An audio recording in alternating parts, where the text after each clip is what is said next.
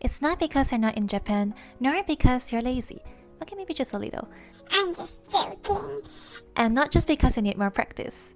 Sit up straight and stop slouching, love, because today we are going to deep dive into why is it you find it so hard to speak in Japanese, because I found it hard too, and I wanted answers. So I went to the most reliable source of information that I could find. And after searching through my box of failures from self-studying Japanese, I'm going to share with you not just the whys, but how I overcame them. So stay tuned to the end of this video because these aren't your basic tips. It's not because you're not confident, it's because you're trying to be too perfect. I'll just show you what I mean. しゅんさん、自己紹介をお願いします。はい、Okay, easy. I'll start with はじめまして and then 私はシュンです。Then よろしくお願いします。Wait, but maybe it's better to use 私はシュンと申します。What do you think? シュンさん or シュンさん I don't know which one is better. Maybe I should just say Sometimes the more Japanese you know, the more you can speak because you do not want to mess up. I'm sure if you've been learning Japanese, you've seen people who have passed JLPT N1, which is the highest level in the Japanese language proficiency test, but they are not able to speak fluently. On the other hand, you see a friend who watches anime every day and somehow they are able to speak daily conversational Japanese. The difference is in the awareness. Despite knowing a lot of difficult grammar and vocabularies, someone who is good in Japanese tend to self-consciously overcorrect themselves when speaking because they know what is right or how they could phrase it better. And you want to utilize everything you've learned and for the cashier at the convenience to actually think that you're good at Japanese rather than just an empty 日本語は上手ですね。 On the other hand, someone who is learning Japanese for fun and only know a few words aren't afraid of messing it up because they wouldn't even know if they messed up and they don't care enough to begin with. When your brain is processing the fact that, oh no, I might mess this up, it is already preventing you from speaking Japanese smoothly. So how do you overcome the fear of messing it up? Well, love, I used to struggle with speaking Japanese confidently and still do, but this is what works for me after trial and error. Instead of thinking about making your Japanese as polished as it can be, start with simple sentences and put less pressure on yourself.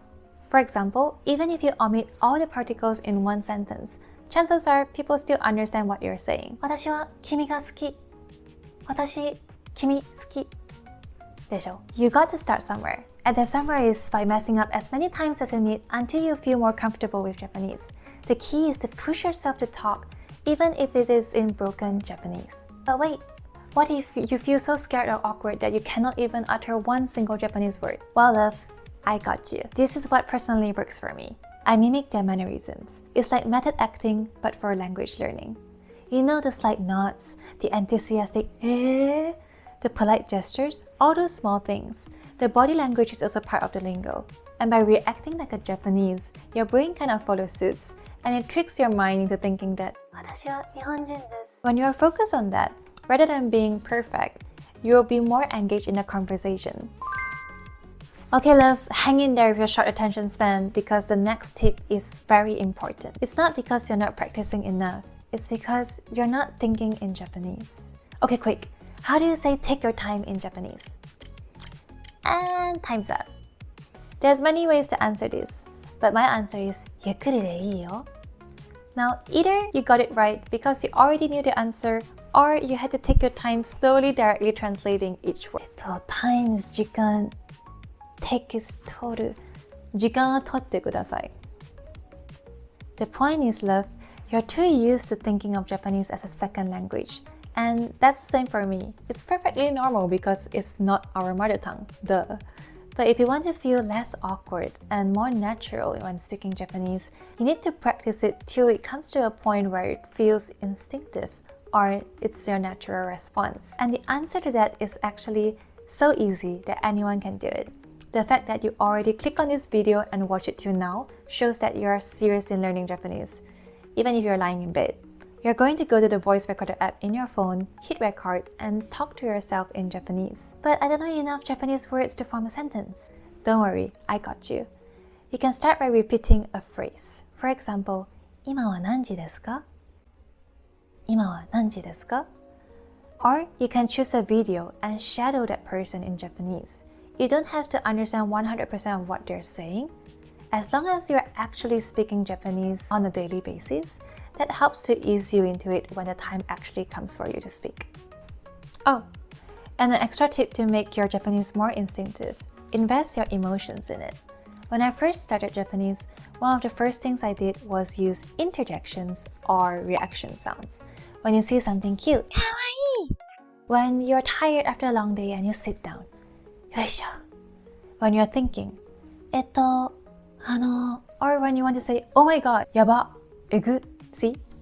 Expressing yourself in Japanese with short reaction sounds help you to feel more associated with Japanese and more natural when you actually speak the language. Demo, my love.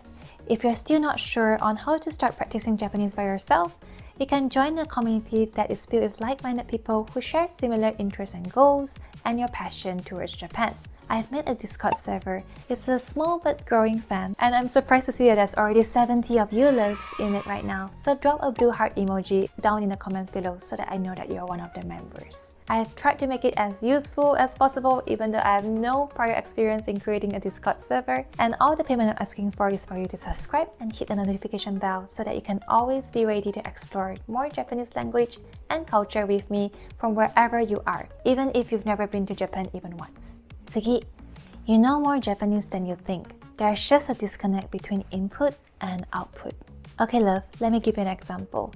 Let's say you've learned all the hiragana and katakana, and now you're putting in the effort to learn 5 kanji a day and listen to 1 Japanese podcast. Convert that to the amount of time you spend speaking Japanese.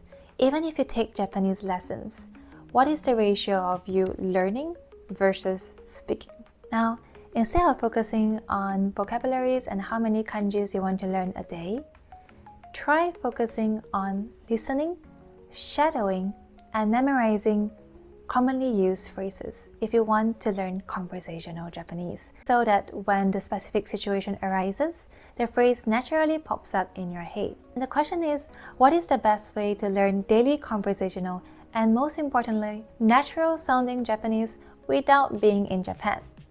My personal recommendation and what clicks for me is watching reality shows in Japanese. For example, Terrace House and Love is Blind Japan. I found this really useful because they use phrases that convey emotions, which is something that Japanese rarely do. But these shows are really helpful in learning actual expressions that you can use to convey your emotions, even in Japanese. That is all for today, loves. You stayed to the end of the video. I'm proud of you. I hope these tips was useful to you, and if you're interested to know more about how to self-study at home completely free or how to actually speak Japanese, you can check out my other videos. じゃあねみんな, see you guys next time!